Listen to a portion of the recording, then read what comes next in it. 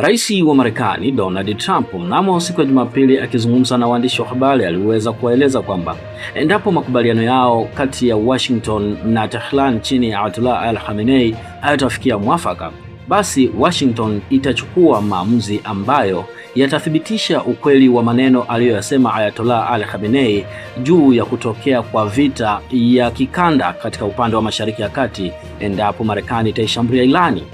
Ayatollah Ali Khamenei mwenye miaka 86 akihutubia wananchi wake katika kuelekea maadhimisho ya miaka 47 ya mapinduzi ya Kiislamu ya Irani aliweza kutoa kauli akisema kwamba sisi sio waanzilishi wa vita na hatujawahi kuvamia taifa lolote, lakini endapo taifa letu likiweza kuvamiwa na kushambuliwa, basi litakutana na jibu ambalo linaendana na ushambulizi wao.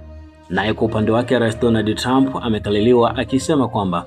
ni sahihi, anapaswa kusema hivyo kama Ayatollah Ali Khamenei, lakini endapo hatutofikia makubaliano baina ya pande zote mbili, basi tutathibitisha ukweli wa maneno yake juu ya kutokea kwa vita ya kanda kwa upande wa Mashariki ya Kati, alisema Donald Trump.